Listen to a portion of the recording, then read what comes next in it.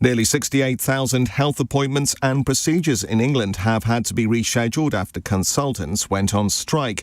They walked out of NHS hospitals for 2 days last week in a dispute over pay.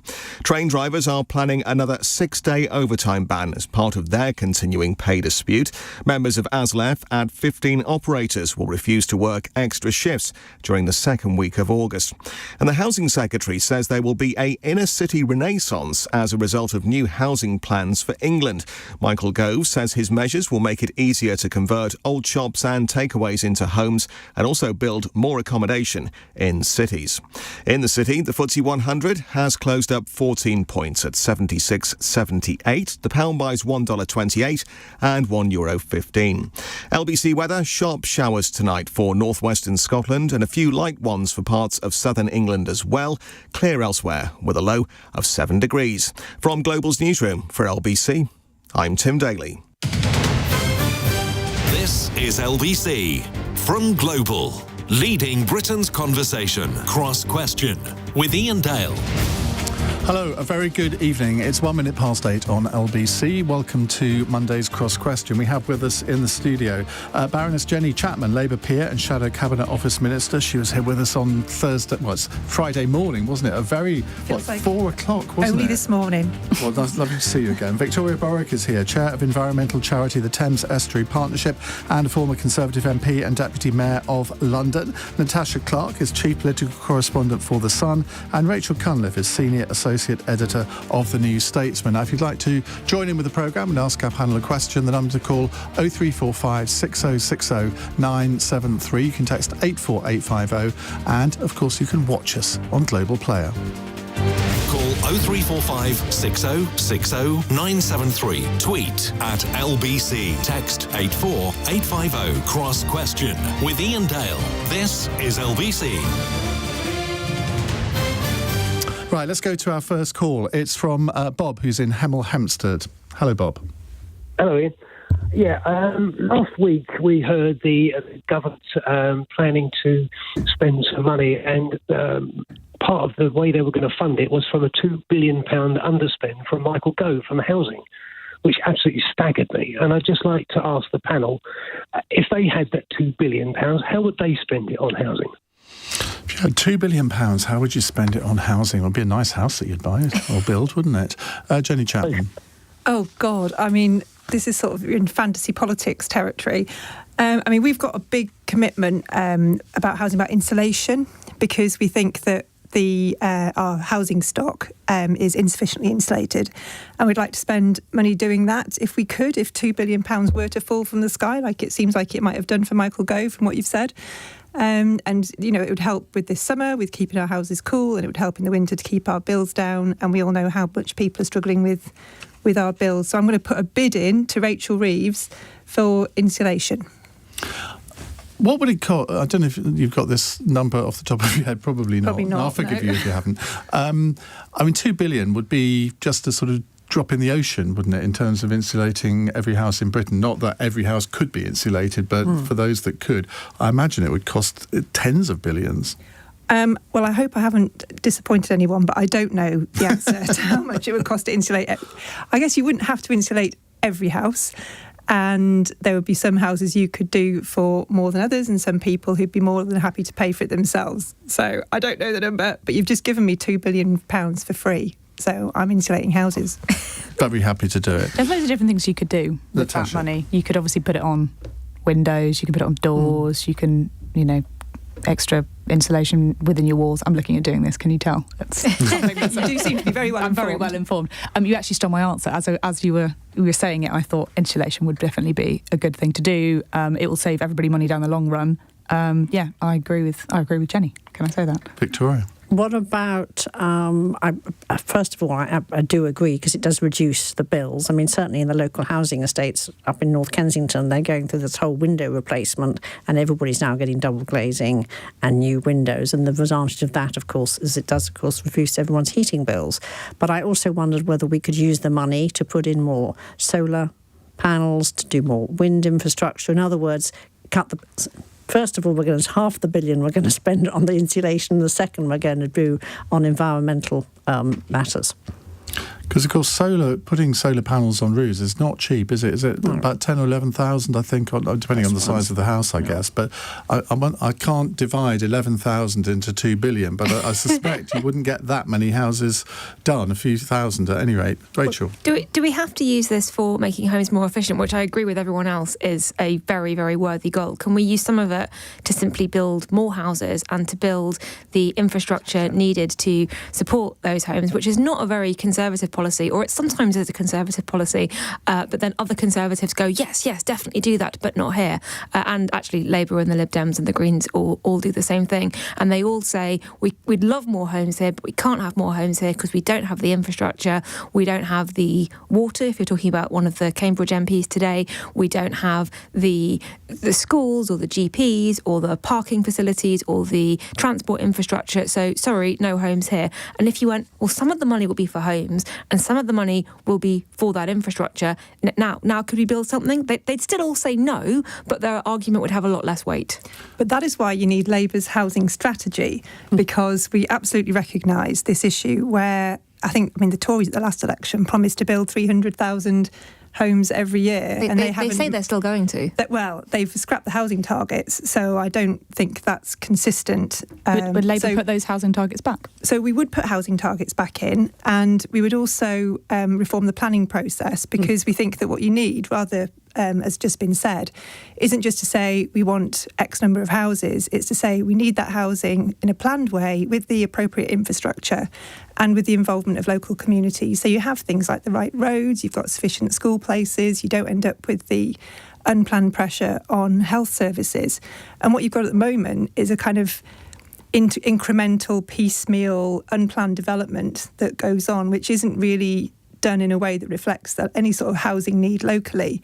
I've seen this where I live, so I think that's why we want to have a much more planned approach. But surely that's all to do with the appointment of Nick Boys-Smith today in Create Streets. I mean, the point is that I do believe in the Create Streets motto. You know, this is building something that we all want to live in, and I think he called them enduring homes, working with the local councils. I mean, I believe they do believe in lifetime homes. They don't believe in overcrowding. They don't believe in building rabbit hutches that nobody wants to live in. They want a home that people actually genuinely wants to actually live in. You know, whatever it is, it has some sort of streetscape, it has some sort of a beauty. I mean, I think some of the new builds are absolutely hideous. Well, I live in one of those and I quite like it. Well, that's excellent. Quality does matter. You live in a rabbit hutch? I live in a new build house. New build, good. Well, yes. I'm very proud of my house and I love it very much. But that's not the point. The point is that it's not going to happen if we don't put the targets back in, and that's the experience has shown that these things don't happen unless you say to local authorities, this is what we need. Those targets need to be agreed. I don't think that the way the government went about it previously with this kind of top-down formula that they wouldn't tell you what the formula was, so there was no challenge in the process. It does need to be understood and challengeable. But you've got to have a clear plan from the government, and local authorities need to know what they need to do. But none of you have suggested spending Bob's £2 billion. He's such a generous guy, isn't he? None of you have suggested spending that on social housing, which, if you think about the number of council houses or housing association houses that there are now compared to 30, 40 years ago, surely that would be something that we could start with. Rachel? I should say, I said build more houses. Yes. I didn't say that they weren't social housing, and actually it needs to be a mixture, and you need to get the balance right so you can provide housing for the most vulnerable, but you can also offer a step on the housing ladder for those who need it. And I say housing, like houses, I also mean flats and apartment blocks. I mean, yes, it's true, lots of people would, I guess, if all things being equal, not like to live in a rabbit hutch, but if it was a case of, not having that or being homeless or buying that property or being in the absolutely insane London rental market, I think a lot of people would choose that or would just like to have the option. And I think you're not going to solve Britain's housing crisis unless you build all kinds of homes everywhere. And if you take away the power of local residents, very, very small groups of local residents who are very, very vocal, who go to their local MP and say, we want you to block this. And then the local MP, who has made wonderful speeches in the House of Commons about how important it is to get Britain building again and have growth and have enterprise in this country, suddenly goes, absolutely do not build on this beautiful car park in the middle of my constituency. And then it doesn't happen. But I mean, we've Well seen said. in London, we need over 50,000 homes to be completed every year. And that is, and frankly, I think there's over 1 million people on the housing list in London. I mean, actually, I think we probably need How more. many were completed in each year that you were Deputy Mayor of London, Victoria? Post-COVID, I can remember very little. But I'll be honest with you. That's no excuse. No, exactly. I can remember some years we made the target and some years we didn't. But, the important thing is making a start. I mean, just like Sadiq is able to take some of the ones that Boris started, just like Boris was able to take some of the ones that Ken Livingstone started. Very generous So of I you. think, that's the way it goes, because it takes at least 2 or 3 years to build a house. So even if Sadiq started all those 50,000 again now, they wouldn't be ready till the next mayor, which may or may well be Sadiq. But, so the point is that, building a house, this is why we need a long-term strategy. I think we have, just like we have around this table, we've seen some unity. We all know what the problem is. I don't think anybody around this table disputes the need to build the houses, and we know they've got to be affordable, they've got to be environmentally friendly. So actually, I would prefer to have some sort of policy here where we did all collectively agree the way forward. Well, it's as if you knew what the next question was going to be when you mentioned Sadiq there, because, Bob, thank you for that. We have Hassan in Cambridge on the line. Hassan, what would you like to ask? Hi there. Has Keir Starmer done another one of his U-turns on ULEZ, and is he pushing Sadiq Khan to withdraw or dilute one of his core policies in order to stand a better chance in the next mayoral elections? Or you could say, has he thrown him under the bus? Because Keir Starmer specifically blamed Sadiq Khan's ULEZ expansion, due to go ahead in just over a month's time, for Labour losing the Uxbridge by-election. The mayor's aides say he's open to new ideas for mitigating the impact on Londoners, but is refusing to budge on when the expansion goes ahead. Natasha Clark, I want your political antenna on this one.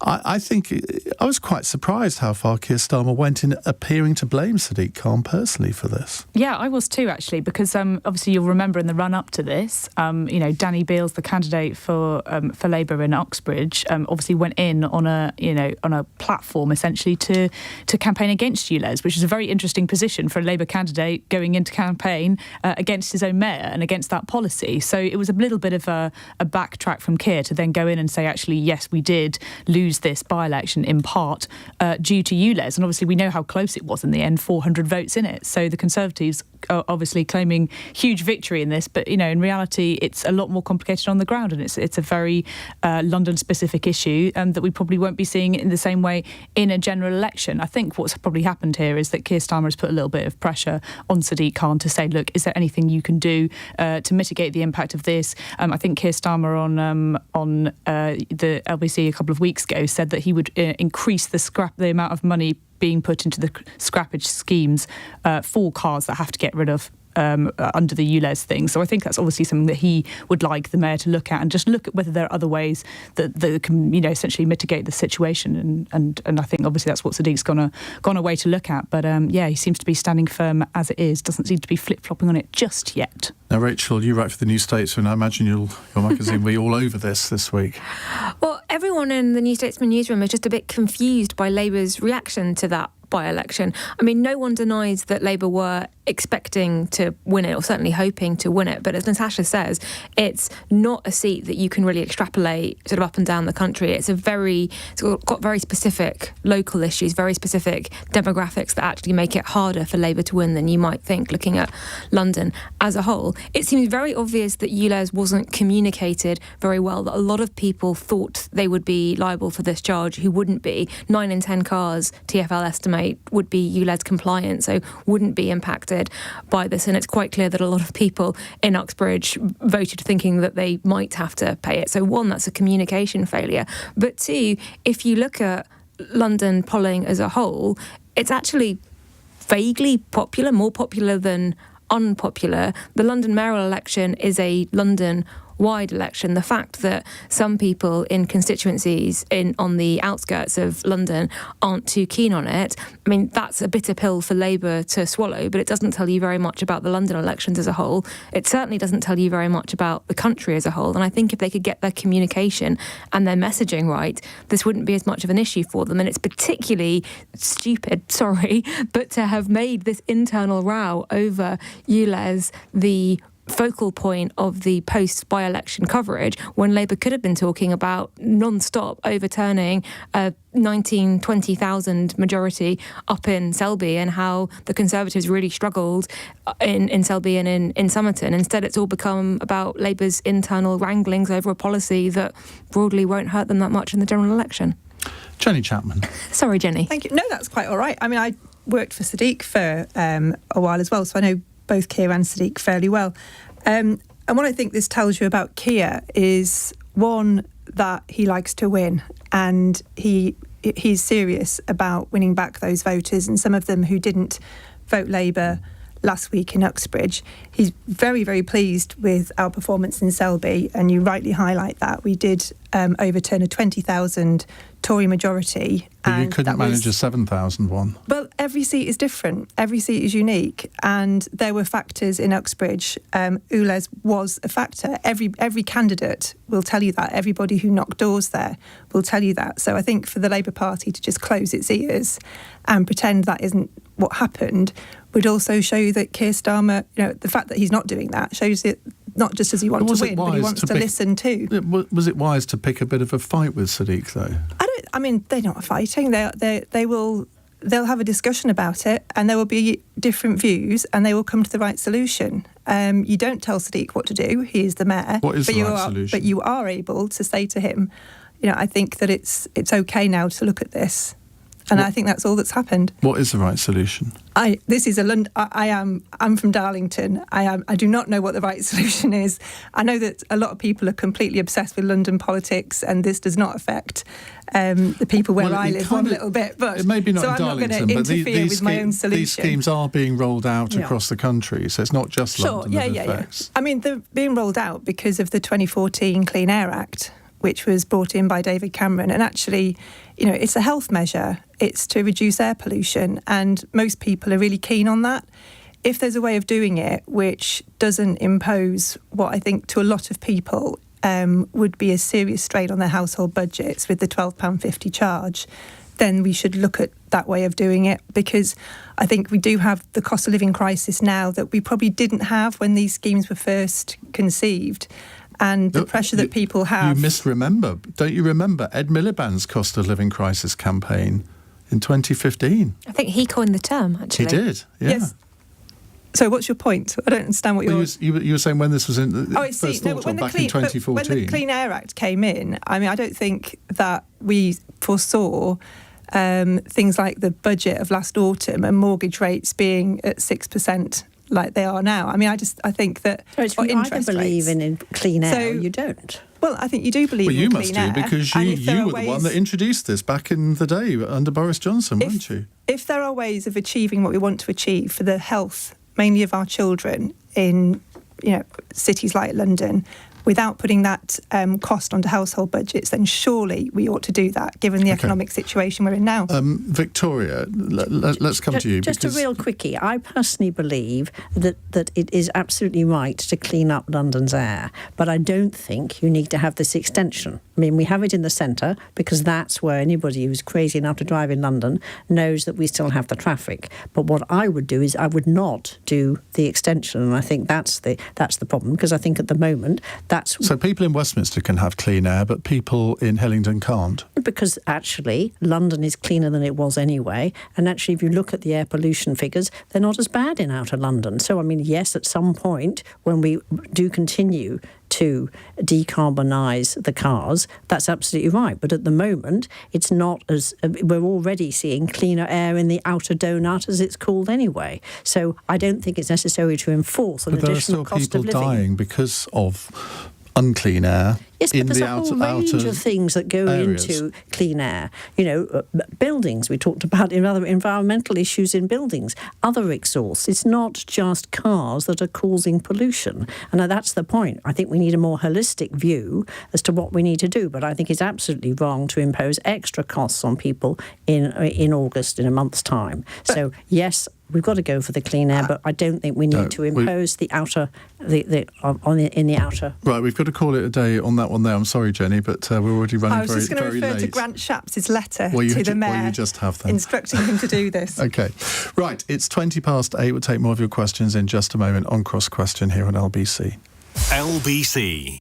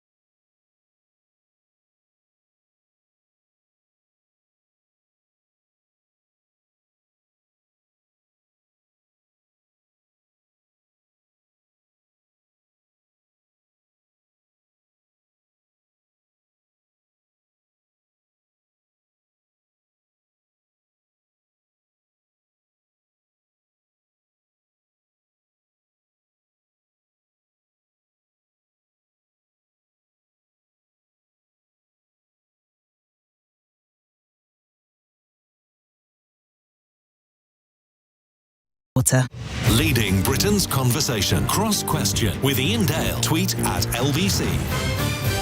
With us in the studio for Cross Question this evening, Jenny Chapman, Labour peer and Shadow Cabinet Office Minister, Victoria Borwick, who was Deputy Mayor of London under Boris Johnson, former Conservative MP, and now runs the Thames Estuary Partnership. Now, does that say what it does on the tin? What do you actually do? Well, it's all about environmental matters. We're currently doing the refresh of the Thames Estuary strategy, so that's working with the PLA, the Port of London Authority, working obviously with City Hall, with Sadiq's environmental team. It's all about regeneration, getting more jobs on the Thames, but while you're doing all of that, making sure we think about environmental considerations. I mean, fortunately, the Thames is a great success story of the last 20, 30, 40 years. If you think back to what the Thames was like, as you know, we will now see fish, so we do fish surveys and things like that for people who are interested, and we make sure that if you're building a lock or something across a Thames estuary or tributary, that actually there's somewhere for the fish to get through and do their spawning. So it's a whole range of really interesting environmental things. Basically, we don't want to stop the regeneration and the work that everybody needs all the way down the estuary and all the houses and jobs and things we're all going to do, but it's all about making sure we have some environmental thoughts on that at the same time. And also with us, Natasha Clark, Chief Political Correspondent for The Sun. Don't need to explain what you do we? No, we don't. We do this. I just write it down. We don't want to know how the sausages are made. No, Rachel Cunliffe is Senior Associate Editor of the New Statesman. Right, let's go to another question. It's a text question. No name was left on this one. Do put your names on, please. Should Labour have done better in the by-elections? Victoria. Well, of course, let's talk about Uxbridge, where we had a great local council. Answer the question. We've covered that. OK. I think it was quite obvious in that if you go to the north, that the Conservatives didn't come out and vote. And I think that's the real story for the Conservatives. The Conservatives have to say, why did our voters not come out and vote? And I think if I was Rishi, I would be sitting down and saying, OK, what are we not getting over? What are we not delivering that means that our supporters didn't come out and vote. It'd be interesting to see what happens in a general election whenever we have that. But I'm sad to think that the Conservatives stayed at home. And they did stay at home in large numbers. Was it 36,000 down to 11,000, something like that? So 2/3 of Tory voters didn't go out and vote, but they didn't, or not many of them, switch directly to Labour. Jenny Chapman, is that? I mean, you won that seat, and it was actually, I think, the second biggest swing that Labour have ever had in a by-election. So you can't say that was a bad result for Labour at all. I was not going to say that it was a bad result. I'm sure you weren't. But does it worry you that Conservative voters who stayed at home didn't actually come out and vote for you, generally? No. I mean, I think it was an astonishing result, really. I couldn't believe it. I was there campaigning, and I could sense that we were getting support from places you wouldn't expect, that Conservative voters were very angry with the government and felt very let down and did want change. And the result just exceeded anybody's expectations. You know, to come away with a 4,000 majority in a seat that had a 20,000 Tory majority that we'd never held, you know, true blue Rishi Sunak's backyard, it was quite something. But to go back to the question, which was, should Labour have done better? I think the mood in the Labour Party is we're very pleased with how we did, but we do want to do better. So that's why we're focused a little bit, probably a little bit too much if you're just thinking about how to spin things, on Uxbridge. But actually I think that's right. I think it's right that we try and understand what it is that we still need to do, because no one in the Labour Party is running around saying, great, we've got everything just where we want it, let's just stand still till the election comes. You know, we want to work hard, we want to understand better. In a perverse sort of way, is a good thing for Labour, yes, isn't it? Because if you'd won Uxbridge with a 20,000 majority, I think there would be a lot of people thinking, right, the election's done then. Well, they'd still have been wrong, but I think actually it's quite good for the party to understand that we've still got lots of work to do before the election comes. We knew that anyway. We're prepared for it. We're excited to do that. It's sleeves rolled up time is where we are. So that's why there is a little bit of work going into working, you know, to understanding and listening to voters in Uxbridge to find out, you know, why we couldn't get another 300 of them to vote Labour. I mean, that number sounds very small when you put it like that, but it's vital that political parties don't just rest on their laurels and say that was a good night and forget to do the hard work. Right, let's go into our two commentators, pundits, journalists, call them what you will, for some independent thought on this. Rachel, let's start with you. I think that if you're looking for someone who should be panicking about this set of election results, you're looking at Rishi Sunak, because the message of it really was that voters will vote for the anti-Tory candidate, whoever that may be. And in Selby, that was Labour, and in Somerton Froome, that was the Lib Dems. And that's a really interesting result as well, that there was a lot of talk before going into this election about will there be tactical voting and how much will tactical voting make a difference. The Lib Dems managed to overturn a 19,000 majority, and because it was so obvious that it was a race between the Tories and the Lib Dems, Labour actually came fifth in that. And I don't think that's a problem for Labour. Their vote went down from, I think, 8,000 to 1,000. So it's proof that was happening. But it's proof that it's working. And if you kind of map that onto the country as a whole, and you look at seats where the Conservatives are vulnerable not just to Labour but to the Lib Dems, and by the way, in Somerton and Froome they did switch from Tories to the Lib Dems. There were people who were not just staying at home but actually switched their vote. It had been a Lib Dem seat, hadn't it? It had been a Lib Dem seat, and it's an area that the Lib Dems kind of have been historically strong in, and it's definitely one of Ed Davies' target areas. But if you map that onto sort of the national map, it starts to look very scary for the Conservatives indeed. And it's not clear what soul-searching, what policies they can come up with in the next sort of 12 to 18 months that will manage to fix that decline in both places like Selby and places like Somerton. And as we said, Uxbridge is a bit of an anomaly because of where it is in that local issue, and in London in general, the picture is very different. So I would be panicking if I were Rishi Sunak. He doesn't seem to be, but maybe he's in denial, I don't know. Natasha? I think he went to see Barbie at the weekend, didn't he? He did. He's obviously got Yeah, but more then he important said- things on his mind. But then he said he was going to take his children, who are 12 and 14, to Oppenheimer, and It's a that little is bit dark. That is not going to. It's got a really explicit sex scene. 3 hours in it. long as well. Yeah. So Honestly, why do they keep making... Anyway, that's another question. Natasha. Another question. To be fair to you, Rachel, I do agree with quite a lot of what you just said. I think it is obviously Rishi Sunak that does need to be the most worried about this. But there are glimmers of hope for the Conservative Party in some of these elections, not least that actually the idea that actually if you campaign against something, sometimes that is enough to get your Tory voters out, especially in Uxbridge. So I think there will be a lot of searching in the Conservative Party about, OK, so, it tends to be the traditional politicking that positive campaigning is usually the way to go, and we want to offer this hope and vision. But actually, the Conservatives showed in Uxbridge that it isn't always like that. And if there is something that, there is a genuine concern that voters did have about ULEZ and did have about driving their cars and environmental policies, and we've seen it in Westminster this week. It's now set hairs running. The Conservatives are looking at lots of environmental policies, looking at net zero, looking at the car ban. Sounds like everything at the moment is up for grabs. The zero emission mandate for cars that we're meant to be seeing in a couple of weeks' time. Everything is now on the on the table again. And I think the Conservatives will be looking at that and going, okay, is this unpopular? Is it popular? Can we use this? Can we not? So yeah, I think that there are opportunities that the Conservatives can bring out of this campaign. Isn't it interesting to speculate what might have happened had the one politician who was capable of articulating positive, dare I say, boosterish visions had fought that by-election? Because Boris Johnson couldn't have fought it on ULEZ, could he, given that he introduced it? That's might be one of the great what-ifs of history. No, right? He only brought it in the central London. I know. And on but he environmentalism still as brought well. it in. Because obviously Boris Johnson was very, compared to many Conservatives, very good on the environment and had a better, Very strong strong. environment. Right, very interesting question coming up. So we'll go to the news first. It's 8:31 news headlines with Tim Daly. Tourists on the Greek island of Rhodes are facing another night on makeshift beds after being evacuated from hotels in the path of wildfires and thick smoke. TUI is cancelling all outgoing flights for the next few days. Jet2 has done the same. A health minister says it's disappointing nearly 68,000 hospital appointments and procedures in England had to be rescheduled because of last week's consultants' strike. Thousands of senior doctors walked out for 2 days in a row over pay. And the Islamist preacher Anjem Chowdhury has appeared in court charged with 3 terror offences. The 56-year-old from Ilford in East London is accused of being a member of a banned organisation. LBC weather: sharp showers tonight for northwestern Scotland and a few light showers for parts of southern England as well. Clear elsewhere with a low of 7 degrees. LBC.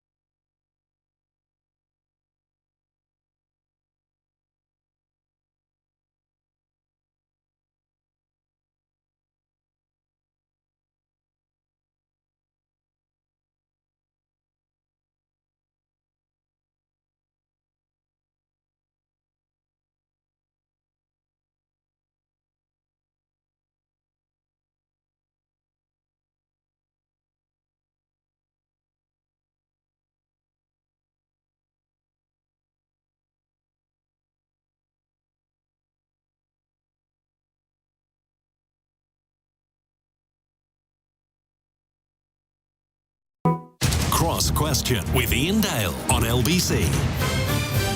8:34 on LBC. If you've just tuned in, it's Cross Question with Baroness Jenny Chapman, Labour peer and Shadow Cabinet Office Minister, Victoria Borwick, who's chair of the environmental charity the Thames Estuary Partnership, former Conservative MP and Deputy Mayor of London. Natasha Clark is chief political correspondent for The Sun, and Rachel Cunliffe, senior associate editor of the New Statesman. Natasha, I always say that political journalists on tabloid newspapers have the most difficult job of anybody, because you have to condense a complicated argument into maybe 80, 120 words, whereas your broadsheet colleagues have hundreds of words. I mean, is it a knack that you learn? Yes, definitely. Like, I came from City AM and from the Times to the Sun, so it was a very different style. And it definitely took me a long time to sort of figure out how to sort of flare your language and really concise it down. And even still, now we look at, our intros and look at it and go, that can be cut down, that can be cut down. You really have to read it a couple of times, and it definitely is a skill that takes a little bit of time to... Because I noticed that you've given the shortest answers of all the panellists Is that tonight, so? which means that you will be invited back. Great. Anytime. Not that you all won't either, I have to say. Short, snappy, concise. That's what the readers want. Dig myself out of this one. Stephen is in East Grinstead. Hello, Stephen. Hi, good evening to you, Ian, and your guests. Has Johnny Mercer, the Minister for Veterans Affairs, now confirmed he has nothing in between his ears when using various media outlets and platforms to belittle and demean political opponents and celebrity mathematicians who oppose or question his politics? Well, let me explain the background to this. Johnny Mercer responded to 25-year-old Keir Mather's victory in Selby by warning that politics mustn't become a repeat of the in-betweeners. I've heard of worse political insults than that, I have to say. Also, it's actually Johnny Mercer's wife, Felicity Cornelius Mercer, who's been involved in countless social media arguments with Carol Vorderman, who seems to... No, I won't say it. Right, who should we say? I'll start with Rachel, because I forgot to reintroduce you just now. Apologies for that. Rachel is senior associate editor of the New Statesman. I just feel that the hypocrisy of this, you just have to laugh at it, because I don't remember Johnny Mercer complaining at all when Sarah Britwell or Deanna Davison, ages 24 and 25 respectively, were elected in 2019. I don't know, maybe he thinks girls are more mature than boys. Maybe they are. But I think it's good to get young people of all parties involved in politics and involved in Parliament. And actually, we started off this conversation talking about housing. A third of my generation, millennials, won't be able to afford a house. And it does seem like every party wants to tax us more in order to protect the triple-locked pensions of the over 65s, some of whom obviously need it, but many of whom have enjoyed huge housing wealth over the last couple of decades. And maybe if we had more young MPs, people who were renters rather than owning their own homes, or landlords, I think you've got more landlord MPs in Parliament than you have renter MPs, maybe we'd have better policies, maybe we'd have better green policies, maybe we'd have, a bit of an eye to the future. So I don't really know what Johnny Mercer is talking about, and I think he should look at his hypocrisy and maybe rethink. Jenny? I mean, I think he was wrong to say it, and I told him so at the time. Because you spent the night with him, didn't you? Excuse me. I really want to distance myself from that comment, Ian. But you want to deny that comment, not distance yourself. Well, deny it completely, yeah. We should explain. Like you in a studio, spent the night touring the studios. Ian, yes. Indeed. That's probably made it worse, actually. Yeah. Back to the topic. He was wrong to say it. It was just a stupid thing to say. And I told him he was wrong, and we had a little bit of back and forth about it. But, I think it is right that we've got a range of ages and experience in Parliament. Keir Mather is fantastic. What he's achieved at 25 is tremendous, and it's a credit to him. And I think... What has he achieved? He's got himself elected. He's just defeated... Yeah, but before that? He'd been to Oxford University, which I think is a pretty good achievement. I've not been to Oxford University. I don't know if you have, but I find that quite an impressive achievement. So he's going to be a really good champion for his area. He led a fantastic campaign, and those things don't happen by accident. He did a really good job, and being the candidate in a by-election like that is a tough thing to do. He handled himself impeccably.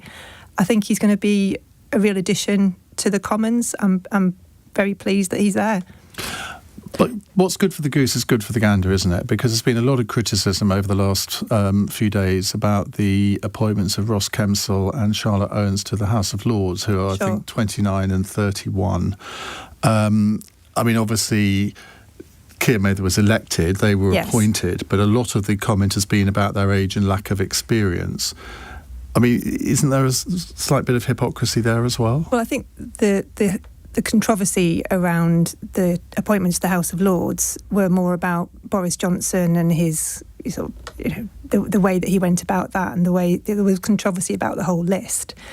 And I think that's a bit of a different issue, if you don't mind me saying so. I think no one's really. If it had just been age, I think you'd be having a different conversation. But I think following the Ledbedeff appointment as well, I just think there's a sort of nasty smell about some of the ways that Boris Johnson went about appointing people to the House of Lords, and then the way that there was such a sort of tussle over it, with Sunak sort of giving in and Nigel Adams then walking out. Nadine Dorries, God knows what she's doing. Is she leaving? Is she staying? And I just think the whole thing has really tainted politics. And so I think it's more about that than it is about age. But can I just say, as a previous MP, the vast majority of people who you meet, obviously at your weekly surgeries, do need you to have some life experience. They absolutely have gone through the rental, or they haven't got a house, or they've got mice, or they've got rats, or they've got damp, or they're living in terrible conditions, or there's crises facing their lives. They're not getting their benefits, or the range of things that come before you may not be even things that you absolutely have control over. But I think they often appreciated the fact that somebody sitting there had some life experience. So I do think. It's not that I'm certainly welcome Zara, Mary and the new Keir, and I think that's absolutely right. But I do think from the public's point of view, they're also looking for people who they can relate to. And the vast majority of people who come, with their children, with their problems, and unpack their lives in front of you with their carrier bags full of problems, which they tip out in front of you and say, help me now, which absolutely I went to public service to do, and I'm still helping people. And I think, in a way, people want to work with people who they feel will have empathy with them, who they will relate to, people who know, it doesn't matter what party they voted for or what their problem was. You're there as their MP to try and help their problem. Okay, you might not have had huge amounts of life experience at the age of 25. That doesn't mean to say that you can't handle these problems. No, I'm not saying that. I'm just saying that generally I think people would appreciate. But the point, I was an MP for 10 years too, and I recognise completely what you're saying, but my experience of Keir Mather is that he has that maturity. Right. And I hate to break it to everybody, but there are some MPs, and I think Johnny Mercer may have proved himself to be one of them, who lack some of that maturity some of the time. And it's not always about age. Sometimes it's about character. And sometimes also it's about experience. So age doesn't necessarily equal experience. If you've got an MP like Rishi Sunak, I've got no idea how he was as a local MP, but nothing in his life suggested he would have direct experience of dealing with the benefit system or dealing with a sort of privately rented home that was full of rats or black mould. And I don't think for a moment that he wouldn't be able to handle those problems as a constituency MP. He's probably got a bit more on his mind now that he's Prime Minister, but he wouldn't have had those direct experiences. And I don't think age necessarily is the key marker for can you empathise with somebody's problems. We'll look at Sarah Ratcliffe. Natasha, we talked about her earlier. I remember I applied to go on the Tory candidates list, I think, when I was 24. What were you thinking? Well, quite. And they didn't actually turn me down, but they said, come back in a few years. And they were absolutely right to do that in my case.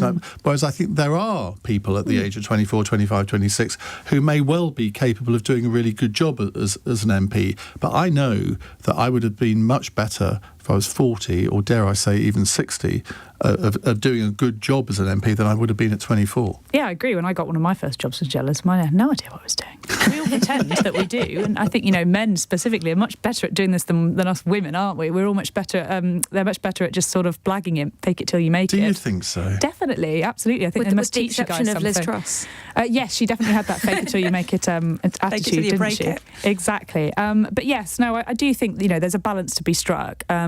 But obviously the Conservative Party shouldn't be sort of belittling younger candidates, because they're exactly the type of people that they should be trying to woo over. And it obviously is nice when you are a young person, and I'm not sure if I'm a young person anymore. I might be tipping towards the middle. What does that call? It's not even middle age, is it? Well, I'm not going to ask what's how old between you a young are, person and a middle age. I think you I'm qualify 31. as young. That definitely qualifies as young. Well, I think when I'm, looking at who to vote, so sorry. When I'm looking at who to vote for, I do think that it's nice to have that empathy and somebody that does understand the problems that you're facing. But equally, like I say, you do want them to have some experience, and you want them to have that confidence that you can, if you went to them with a problem, they would know how to sort it out. So there is that balance. But yes, the Conservatives should not be belittling younger people just because they, they have different views to them. I think the only other point to make about this is that actually the Labour Party didn't choose Keir Mather to be the MP for Selby. The people of Selby did.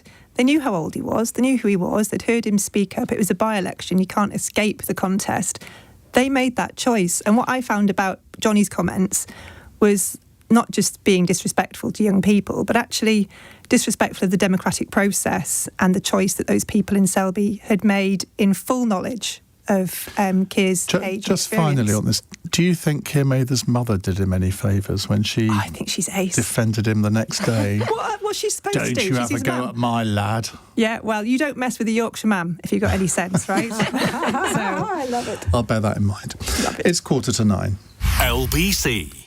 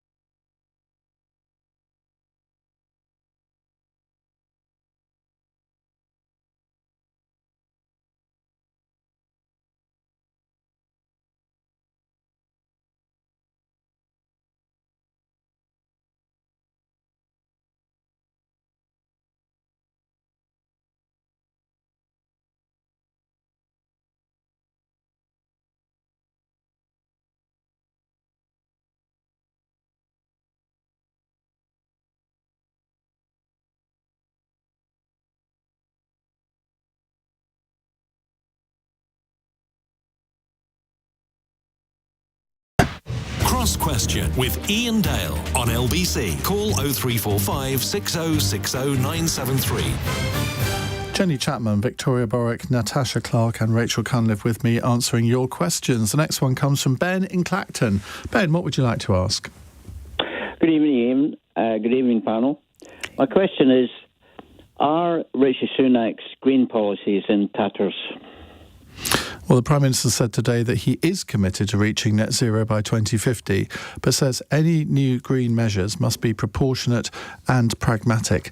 The mood music, certainly from the Prime Minister, is, should we say, somewhat less equivocal on the environment than maybe Boris Johnson or David Cameron certainly were. Victoria, let's come to you first, as you're sitting there in your nice green suit. Well, I personally think the environment's all important, and we have to find ways of making this work. I mean, there's no point pretending that as the half of the Europe is on fire, that there isn't a problem with. I'm not sure that one Greek island counts as half of Europe is on fire, but okay, that's a bit unfair. But when you look at the temperature map, it doesn't seem to be rather. I think that's where we all need to not go on our holidays where it's all on fire. But what about Rishi Sunak's commitment to green policies? I personally think that we do have to look at it, but we maybe have to look at it over a longer period of time. I haven't got a longer period of time. No, but I hope that he is sitting there looking at what we can do. I mean, I would go on using our resources in the North Sea. I wouldn't stop those licences. We've got to look at investing in nuclear. We've got to look at. I'm disappointed we're not going to go ahead with a wind farm in the North Sea. I think we've got to look at going on. Bringing in more environmental measures in order that we can get out of the traditional power. But are you concerned at all by the fact that he does seem more equivocal on this than his predecessors? I think he appreciates David Cameron actually got it, didn't he? Yep. And I think Boris got it. And I think Boris actually, thought that the environment was really important. He may have been egged on by Carrie, but I think his father. But I think that, and I think most sensible people in the country appreciate how important tackling the environmental problems are. But we have to be able to afford them. But therefore, he seems to be indicating that he doesn't think there are many votes in it. Well, you see, I think it depends what age group you're going for.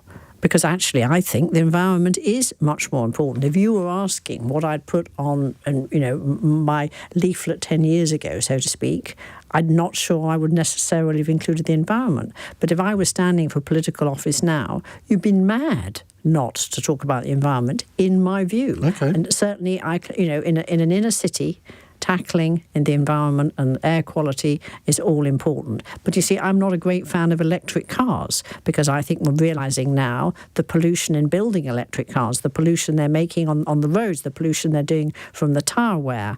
I mean, I think there's a lot more. I think the things that we're being pushed into doing, which aren't necessarily the right environmental choices. Well, you're speaking to someone who ditched his electric car and went back to a diesel. Well, Natasha. may I commend you? You won't be able to do that forever, You've not got long. I'm not so sure. I'm not so sure this 2030 thing isn't going to be changed. New petrol cars are so much more efficient. Clean petrol, that's the way forward. Yeah, that's the way. Natasha.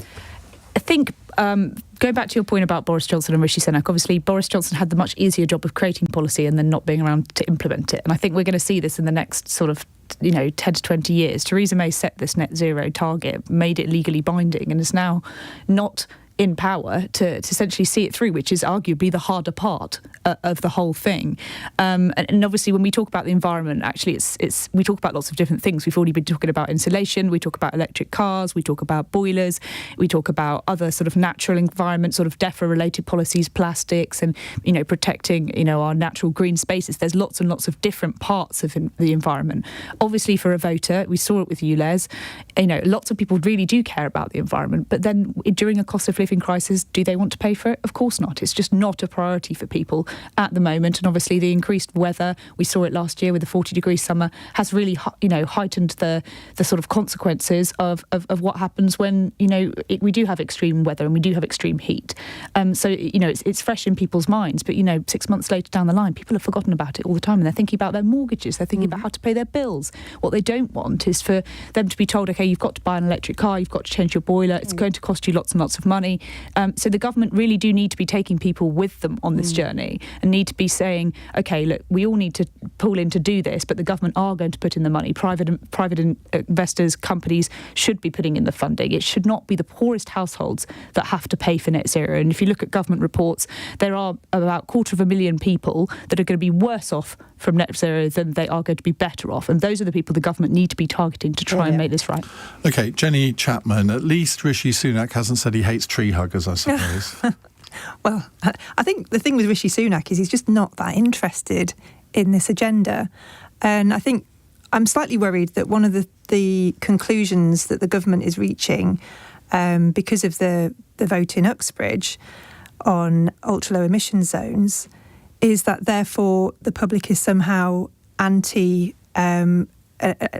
an agenda that would protect the planet and is geared towards net zero. And I just think that's wrong. I think there are people who voted against ULEZ who are deeply concerned about the environment. They just didn't feel that they were in a position to pay the £12.50. And I think it'd be a real mistake for the government to turn its back on this agenda. I think it means an awful lot to people, but it's beyond that, isn't it? I mean, it's a responsibility. If you're in government, you've got a responsibility to do what's right for the country. And actually, the future of our prosperity as a nation, and this is the conclusion I think other countries are coming to as well, is about net zero, and it's about moving our energy supply in a greener direction. Other countries are doing it. It's the world is decarbonising when they can, and I just think it would be such a mistake for the Tories to. And politically, yes, it may be beneficial for the Labour Party if they just retreat into their sort of Tory comfort zone. But actually, I think it'd be the wrong thing for the country. And there's jobs in this. Remember, it is the Conservative Party, which means you can serve things. They don't have to be the worst version of themselves every day, do they? And that's what we're seeing. Right. We're seeing the worst version of the Tory Party I think I've ever seen. Two more questions before we finish. This is from Alice in Manchester. Why is Matty Healy getting so much abuse for standing up for the right thing? Hands up who knows who Matty Healy is. 1, 2... As of this morning. 3. Victoria, you're looking a bit mystified. Let me explain. He's the lead singer of the 1975 group, and he's caused a storm while on stage in Malaysia by criticising the country's new homophobic laws and kissing one of his fellow band members. The festival he was performing at was then cancelled, and he's faced criticism for potentially triggering a homophobic backlash and then leaving the country. I should say we're going to be talking about this over the next hour on LBC, where I will be interviewing a Malaysian drag queen. Get me. You have all the fun. I do. Yeah. Natasha, let's come to you first. Is Matty Healy still with Taylor Swift? What's happened there? Oh, was he ever with Taylor Swift? I think he was. I know he's Denise Welsh's son. Sorry, this is obviously not the question you asked. I think it was, obviously completely agree with him in his right to say whatever on earth he wants, but I don't think he should be too surprised that some of Southeast Asia have extremely strict homosexuality laws, which I think date back to when But he they were a seems to British have Empire. offended a lot of the LGBT community in Malaysia as well by sort of saying this, and it's actually made their life worse. Exactly, it's harming their cause, and I think there are a lot of people probably standing up and say, well, it's great for you, you've got that platform to stand up and if you want to use that to do so, fair enough. But actually, there's a lot of us that are really tough on the ground, really struggling, to sort of live our lives the way we want to, and it's not a very helpful comment. Jenny. I mean, I would defend very much a musician's right to shock and to cause offence and to get himself into these kind of situations. It's, I think if that's how he wants to express his view, he probably was quite aware of what the consequences would be and decided to do it anyway. I think the fact is he was very drunk when he said it. Well, interesting. Didn't know that fact. Yeah. But, all the same, I mean, there's a very long and I think healthy tradition of performers getting themselves in these kinds of scrapes, and I think it's part of what makes the world go round. It's got a debate going. I don't claim to speak for an LGBT person in Southeast Asia and how they might feel about that, and if they feel differently, then obviously I would be interested in hearing about that. But, he's a performer. He was performing. He wanted to make a point. That's his right. Rachel. I think he made it about him, actually, in the way that he did it. And obviously he has the right to say that. You might think that he would have looked at what the rules were before getting there and being suddenly shocked. And yeah, it's right to draw attention to it. But the story is now kind of more about him than it is about Malaysia's march towards LGBT equality, although we are talking about it. I'm really confused as to why the shows in Indonesia and Taiwan especially also got cancelled, because homosexuality isn't illegal in either of those countries, and Taiwan has actually been a leader in gay rights in the region. So not really sure what's going on there, but I imagine what was going on in his head was, I can get some headlines, and he did. Victoria. Yeah. Well, I'm a bit confused here. I mean, I'm also of the fact that I can only think it was a moment of madness at the end to complete the finale of his show. No, it wasn't. I think it was only about half an hour in. So it was quite something to do. But according to reports, he was well leathered, as the phrase goes. Right, our final text question for the end, which is from George in Reading. Twitter became X today. There must be a better name for it than that. What would you change Twitter's name to, Victoria? Well, I think I'd just have to change the image to perhaps people chatting over the garden wall. Natasha? I love that. I'm a little bit biased. I used to work for Twitter myself, so I'm going to keep it at Twitter. But I still like the idea that Twitter is that you can talk to anybody, you can send a message, you can, have a conversation with people. So I still stand by that. So you're very well qualified to be an MP because you work for Twitter, you've worked for City AM, you've worked for The Times, and you now work... I will pass. You're talking yourself into it. Jenny? Well, Natasha mentioned the famous David Cameron quote about Twitter, where we were chatting earlier. Too many tweets make a... So I can't get out of my head in now 20 seconds I can say the word because it'll be 9 o'clock, so just keep going. Well, I can't get out of my head changing the I to an A. Rachel. I'm with Natasha. I'd keep it at Twitter as a globally People renowned know what it is, brand. don't they? Everyone knew Everyone what it knows was. it. Yeah. He's changed it to Right. a single letter which you can't trademark and makes it look like a sleazy dating site for married people. And the only reason he's done it is because he's had the familiar idea. with those sites, Rachel? I am actually. Are you? But he's wanted to do this since 1999 when he founded X.com. He's got this mad idea that X is the internet and he can be the internet, and it's completely delusional. And I'm going to rebel by insisting on calling it Twitter. Well said. Well said. I can't wait to read your You could call column it on this. Threads. Oh yeah, I have a column on this coming out tomorrow. So Well, we shall stay read tuned. that with great interest. Jenny, Victoria, Natasha and Rachel, thank you very much Thank indeed you. for joining us this evening on Cross Question. Well, coming up in a moment, I am going to be talking to a Malaysian drag queen because we're going to spend the next hour talking about the fact that the 1975 had cancelled 2 performances in Indonesia and Taiwan after a Malaysian music festival was curtailed when Matty Healy, their frontman and son of Denise Welsh, made pro-LGBT comments and kissed a bandmate on stage. Now, people are saying that this is all a bit that he shouldn't have done it because people should just sort of let people live how they want to in other countries. We shouldn't interfere in their legal system. But I wonder whether some of you might think, well, it's good for celebrities to speak out against restrictive and discriminatory laws wherever they are. On your radio, on Global Player, and Play LBC. leading Britain's conversation. This is LBC. From Global's newsroom at 9 o'clock, more holiday companies are cancelling flights to the Greek island of Rhodes.